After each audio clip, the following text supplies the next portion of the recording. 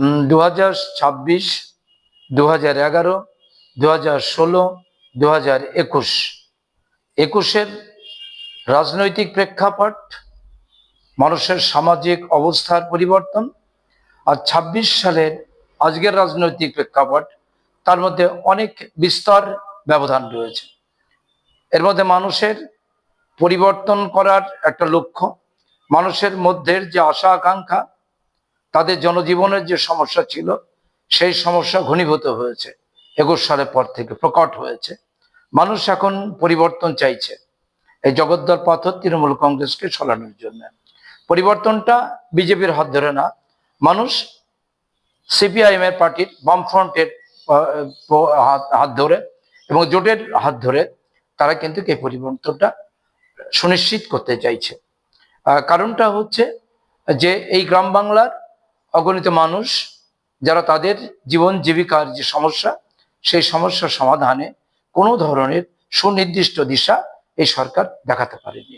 অন্যদিকে বিজেপির সরকার কেন্দ্রে আছে, সমস্ত কিছুর দাম বৃদ্ধি হয়ে চলেছে, বেকারত্ব বাড়ছে, সমস্যা বেড়ে যাচ্ছে, মানুষের কোনো কাজ হচ্ছে না, শুধুমাত্র বিভাজনের রাজনীতি নিয়ে দুটো দল চলছে।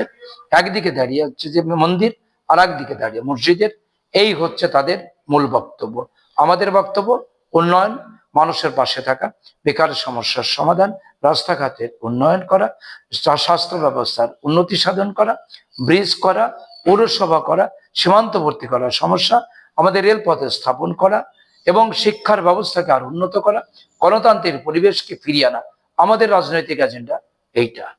রাজনৈতিক লড়াই, নির্বাচন, সেই নির্বাচনে মন্দির মসজিদ কেন আসবে? আমি কতটা কাজ করব মানুষের জন্য, সেইটা আমরা বামপন্থীরা সেই লড়াইয়ে আছি। এবং 2026 সাল বামপন্থীরা আবার ফিরছে 73টা বিধানসভায়। আমাদের বামফ্রন্ট সমর্থিত সিপিআইএম প্রার্থী হিসাবে আমি এবং জোট প্রার্থী হিসাবে নিশ্চিতভাবে আমি জয়লাভ করব। এর আগেও বিধানসভা ভোটে আপনি মনোনয়নপত্র জমা দিয়েছেন, সেখানে পরাজিত হয়েছে। এবার 2026 সকাল থেকে আপনার বাড়িতে কর্মীদের যে উদ্দীপনা উচ্ছ্বাস দেখা যাচ্ছে, কি মনে হচ্ছে, লাল কি আবার ফিরতে চলেছে?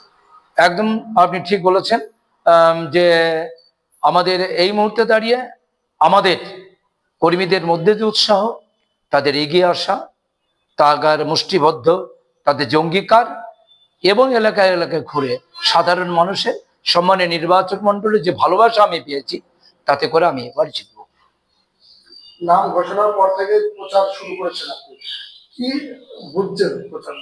আমি বামফ্রন্টের চেয়ারম্যান সম্মানীয় বিমান বসু 15 তারিখে, মার্চ মাসে 15 তারিখে আমার নাম ঘোষণা করেছেন।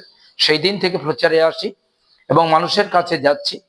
মানুষ সেই কথাই বলতে চাইছে, তৃণমূল এবং বিজেপিকে আর নয়। কারণ তৃণমূল এবং বিজেপি সেটিং করে চলছে, তারা একে অপরের সাথে সম্পর্ক রেখে চলছে।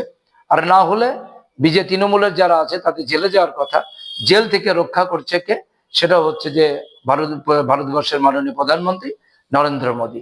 আর এখানে পশ্চিমবাংলার মাননীয় মুখ্যমন্ত্রী, তিনি দুর্নীতির পাহাড় তৈরি করছেন। ফলত মানুষের যে জনজীবনের সমস্যা কোনো পরিবর্তন করছে না। বুঝে নিয়েছে যে বিজেপির হাত ধরে পরিবর্তন হবে না। আগে যে আওয়াজ উঠেছিল এখন রাম পরে বাম, মানুষ বলছে না, সরাসরি বাম, অন্য জায়গা না, একটাই পথ, সেটা হচ্ছে লাল, এবং বামপথে সেই লাল ফিরবে পশ্চিমবাংলায়। রাজনৈতিক লড়াই আপনার কাছে কতটা কঠিন হবে? আমার কাছে এই মুহূর্তে দাঁড়িয়ে নিশ্চিতভাবে রাজনৈতিক লড়াই কঠিন। কারণটা হচ্ছে দুটো প্রতিপক্ষ, একটা হচ্ছে কেন্দ্রের সরকার, একটা রাজ্যের সরকার আছে, তাদের সঙ্গে মাফিয়ারা আছে এবং প্রশাসনে একটা যুক্ত আছে। অর্থনৈতিক দিক থেকে তারা স্বাবলম্বী এবং বিভিন্ন জায়গা থেকে প্রচুর পরিমাণ টাকা পয়সা তারা পাচ্ছে। কিন্তু আমরা যারা আছি গরিবের পার্টি, আমরা যারা করে মানুষের কাছ থেকে চেয়ে চিনতে জাত পাচ্ছি, সেইটা নিয়ে আমরা লড়াইয়ে আছি। সেই জন্য দাঁড়িয়ে আমার লড়াইটা নিশ্চিতভাবে শক্ত, কিন্তু আমি সেখানে জিতবো। কারণ শক্ত মাটিকে ভেদ করে কিভাবে লড়াইটা করতে হয়, সামনের প্রতিরোধের যে প্রাচীর, সে প্রাচীর কি করে ভাঙতে হয় আমরা বামপন্থীরা জানি। সেই জন্য আমাদের কাছে অর্থ না থাকলেও আমাদের কাছে জনবল আছে, মানুষ আছে, সম্মানীয় নির্বাচক মন্ডলী আছে। অতএব সম্পূর্ণভাবেই সমস্ত যারা আছে, অন্য বিরোধী দলগুলো যারা দিয়েছেন, তারা প্রত্যেকে আমার প্রতিপক্ষ।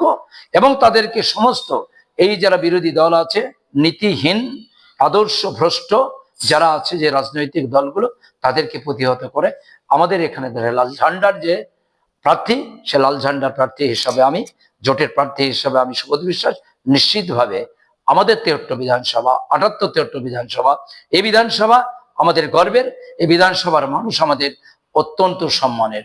সেই জন্য এই 73 বিধানসভার সম্মানীয় নির্বাচক মন্ডলী আর নয়, না বিজেপি না তৃণমূল, তাদেরকে সকলকে সরিয়ে, তাদেরকে সমস্ত কিছুকে সরিয়ে দিয়ে আমাদের যে প্লাবন তৈরি হয়েছে আর ঝড় তৈরি হয়েছে, এক কথায় বলা যায় আটলান্টিক মহাসাগরে যে লাল ঝড় ওঠে, ঠিক যেন সেই ঝড় উঠেছে মানুষের মধ্যে। একটাই কথা গ্রাম বাংলার সর্বস্তরে দাঁড়িয়ে, আর বিজেপি তৃণমূল নয়, আমরা আবার সেই সরকারকে চাই, বামফ্রন্ট সরকার, যারা আমাদের অধিকার প্রতিষ্ঠিত করেছিল, কথা বলার অধিকার দিয়েছিল, স্বাধীনভাবে চলার অধিকার দিয়েছিল, বেকারদের কর্মসংস্থানের প্রশ্নে আমাদেরকে সহযোগিতা করেছিল, সীমান্ত সমস্যার সমাধানে দাঁড়িয়ে ও অগ্রণী ভূমিকা সেদিনও আমরা করেছিলাম, আজও আমরা করি। আর আমরাই সততার প্রতীক। আমাদেরকে বলতে পারে না বলে যে সিপিএম এর নেতারা যারা আছে তারা দুর্নীতিগ্রস্ত, আমাদের এইটাই মূলধন। আমাদের এই নেতাদের নামে কখনো তার সমন জারি হয় না। আমরা সেই পার্টি, তার নাম ভারতের কমিউনিস্ট পার্টি মার্ক্সবাদী, সিপিআইএম, তার প্রার্থী, গর্বিত আমি, জিতব। তেহট্টে আপনার রাজনৈতিক লড়াইটা কার সঙ্গে? 73 ক্ষেত্রে প্রতিপক্ষ বলতে বিজেপি এবং তৃণমূল দুজনকে আমি প্রতিপক্ষ হিসাবে লড়াইটা করছি। কাউকে আমি ছোট আকারে নিচ্ছি না। আমি জানি এরা আমাদের শত্রু। কারণটা হচ্ছে এদের ছলের অভাব হয় না। এদের যত রাজনৈতিক দিন এগিয়ে আসবে, ওরা টাকা পয়সা দেবে ভোটারদেরকে, ওরা বলবে মন্দির মসজিদের কথা বলবে, বলবে যে এখানে দাঁড়িয়ে মুসলিম ভাগ হও, হিন্দু ভাগ হও, এই কাজটা করবে। সতর্ক থাকতে হচ্ছে, ভীষণভাবে সতর্ক থাকতে হচ্ছে, কারণ এটা এরা করবে। কিন্তু মানুষ এটা বুঝে গেছে, আর মন্দির মসজিদে মানুষের সমস্যার সমাধান হবে না। মানুষ তাদের পেটের খাবার চায়, রুটি চায়, বেকাররা তাদের কাজ চাই। আজকে দিনে দাঁড়িয়ে আমাদের লড়াই সেখানে মানুষের লড়াইয়ে সামিল হয়েছে। ফলত আমার প্রতিপক্ষ যারা রয়েছে বিজেপি এবং তৃণমূল, সঙ্গে অন্য দল, প্রত্যেকে আমার প্রতিপক্ষ। মূল প্রতিপক্ষ হিসাবে যারা এই দুজনকে বলেছি, নিশ্চিতভাবে তাদেরকে হারাবেই মানুষ। সেইভাবে মানুষ আজ তৈরি হয়েছে। আজকে মনোনয়ন পত্র জমা দিতে পরিবারের লোক যাচ্ছেন? একদম আজ যাবে। কারণ এই শুভ মুহূর্তে দাঁড়িয়ে শুধু আমার পরিবার না, আমাদের 73 বিধানসভার এলাকার সমস্ত পরিবারই আজকে অংশগ্রহণ করবে। উত্তাল ঢেউ তৈরি করবে 73 শহরের উপরে, কালো পিচের রাস্তার উপরে মানুষের প্লাবন তৈরি হবে। আজ আমরা ক্ষমতায় নেই, আমরা টাকা দিতে পারবো না মানুষকে, আমরা বাস পৌঁছে দিতে পারবো না, আমরা মাংস ভাত খাওয়াতে পারবো না, আমরা তাদের নিজেদের পয়সায় আসবে। সেইখানে দাঁড়িয়ে আহ্বান করব সর্বস্তরের মানুষ, যারা বিরোধী শিবিরে আছেন, তৃণমূল হোক বিজেপি হোক, আপনাদের মধ্যে অনেক কিছু মানুষ আছেন সমর্থ ভালো মানুষ, সে ভালো মানুষগুলো আজকের এই মহমতি মনোনয়নপত্র জমায় আপনারা সকলে মিলে আমাদের সঙ্গে সামিল হন। আমরা দুটো জগদ্দল পাথর কেন্দ্রে এবং রাজ্যের আসন আমরা সরাই। আমরা আমাদের অধিকারটা বুঝে নিতে চাই। অধিকার বুঝে নেওয়ার যে লড়াই, তার জন্য যে আজকে মনোনয়নপত্র, এই শুভ মুহূর্তে দাঁড়িয়ে উত্তাল এই তরঙ্গ তৈরি হবে। প্রখর রোদ থাকবে, তখন টনটনে রোদ থাকবে মাথার উপরে, টনটনে রোদের উপরে মাথার রোদ আমরা একদম চৌচির করে দিয়ে, এই রৌদ্রকে চৌচির করে দিয়ে কালো পিচের রাস্তাকে আমরা কাঁপাতে কাঁপাতে কিন্তু আমরা প্রবেশ করে তেহট্ট মহকুমার সদর দপ্তরে আমরা যাব। অসংখ্য হাজার হাজার মানুষ আমাদের সঙ্গে যাবো। আরো মানুষদেরকে আহ্বান করে আসুন, আসুন আমাদের সঙ্গে আসুন। সুবোধ বিশ্বাস বিক্রি হবে না, একথা বলতে পারি আপনাদের। সুবোধ বিশ্বাস কত রাজনৈতিক বিচ্যুতি ঘটবে না, থাকবে আপনাদের সঙ্গে, প্রতিশ্রুতি দিলাম। আসুন আজকের মনোনয়নপত্রে একসাথে যাই।